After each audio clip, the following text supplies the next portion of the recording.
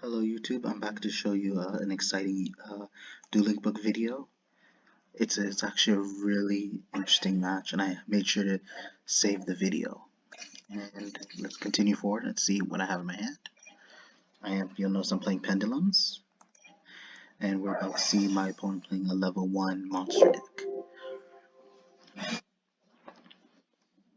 You notice how scary this hand is right now, because for people who aren't aware how pendulums work, you have to place both of them, one or two, in the pendulum scale, which is right on the blue and red gems that you see over there. Depending on their scales, you can summon between those numbers that the monsters have at the bottom of the card frame, at the bottom of the picture. You'll see two numbers, and then you have to have another pendulum monster on the other scale. And if it has like a lower pendulum scale, then you have a chance of summoning monsters between those levels. So 8 to 4 can summon you monsters 7 to 5 from your hand or your extra deck face up to the field. And you can notice he's playing Karibo, he's got Mystic Piper out. Sometimes I like explaining to you guys doesn't seem worth it, because it's better if I show you. Because even if I do explain, the game will be confusing, because it's better to watch and learn than me to explain it, because the more I explain, it gets more confusing, because there's so much that's going on that you don't understand. Only I have knowledge right now in this video. So because this duel is a really intense one, you can kind of tell, and there's so much going on that you won't expect. It may seem like he has the upper hand, but I'm pretty much in the clear with what I have in my hand, and you'll see eventually how this duel turns out at the end. Because my deck's to spam out monsters, and that's the kind of player I am. So sure, he has his back row, but it's like I have a Mystic Mine and I have a lot of spells. So, and for all the players who are confused, Pendulum monsters are treated as continuous spell cards as well, because they have the blue at the bottom, and they have the orange at the top, the orange color at the top, the blue color, or the green, we prefer to call it the green color, at the bottom.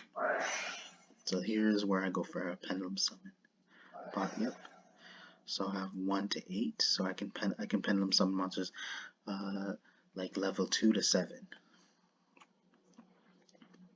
And and I just said, like, you can hear me, you can tell them pendulum summon 2 monsters, and they are all below, and they are around 7 to 2.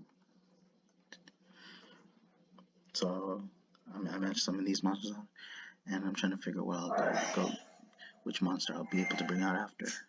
And I get my spell counters, so I can possibly negate and destroy a monster effect.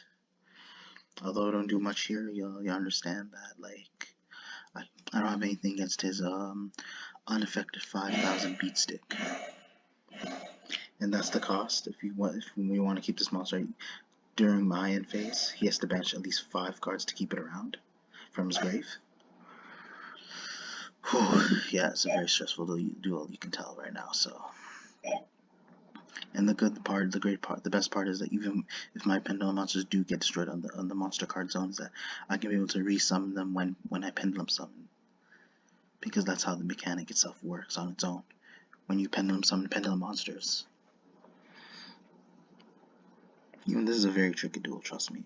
I don't even know what he has like in his back row with the spell and traps. So anything at this point, he can stop like he can catch me by surprise.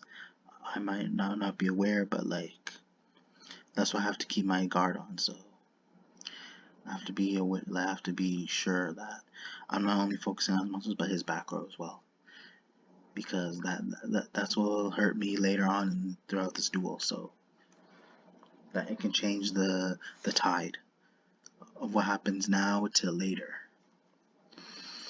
and it can force me into a misplay when I decide, like, I realize I made a mistake, he negates or destroys whatever, like, and they won't have any resource to be able to resolve after if I don't have enough cards on my field or hand. So I gotta be very careful right now. So, alright, he's destroying my Jackal. So what would possibly happen? Although he just loses counters, and I'm confused here why he did that. I'm like, why did I even get rid of my own monster? I personally don't know. I don't know. It's definitely a misunderstanding. Although this is a simulator, like, I figured maybe he had something up his sleeve. So, so when Jackal leaves the field, it loses counter as well. But my field spell gets a counter whenever either player activates a spell while it's face up. So that's the only way it be able to resolve its effect. And he ends up with a big board. Although I only have one monster, I can resummon my Jackal, which is no big deal. So, but he still has a lot in store for me. And the issues is his 5-headed Link Dragon. So, because the only way I can overcome it unless he gets rid of it himself or have something that surpasses 5,000 attack.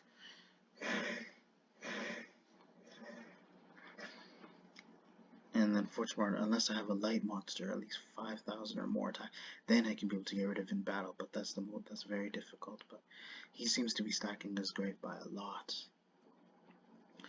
And the summoning condition for it is all those very hard.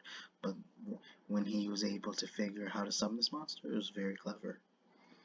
And I applaud him for that still, because that's like, although it's like any monster, any monster, that's like, for the cost of one monster, he's able to get 5 tokens, summoning out his best monster with these.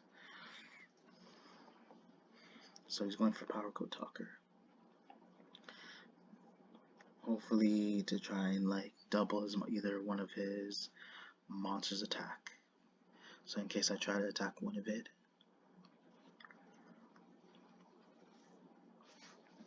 No, I'm wrong. Like, in case I try to attack his Power Code Talker, he'll try to be one of his own monsters that he points to, and then ensure that like it goes up to 46, and then I'll have a hard time trying to overcome it. So he'll have 2 beat sticks, which is very troubling for me later. And if I want, I can fast forward, but I just want to show you what's going on right now. So how about let's fast forwards. Goes for Access Code Talker, getting rid of my field. Sets his back row. And then you'll be surprised how this duel turns out. The amount of cards I was able to get out, geez. Considering the amount of the advantage he had, like, it's just crazy, wow.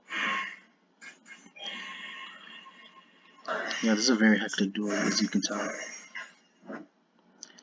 He's hurting me by a lot, but I'm going off on him in a long shot. And tons of loops going on. Like, this is what Yugioh is about, so see, once you get into it. Jeez. Just look at this confidence right now. It's just too strong, seriously. And this is where this pretty much leads me to winning this game at this point. Somewhere down the line, like, because he doesn't have enough advantage, but I have the advantage over here. Be funny if he comes back with in retaliating something even more powerful with what I have on the field. Could turn the duel around. But I can still negate his cards, and he admitted defeat. And again, I hope you guys enjoyed this duel. It was an amazing turn of events. Like, hopefully, I will eventually do more content on this. Like, maybe something similar where both me and my partner are going back and forth at each other, blowing each other's throats and throwing blows at each other until one of our life points goes 0 until we admit defeat. And again, I hope you guys enjoy the video. Comment, like, subscribe, and come back at it with more content. Thank you.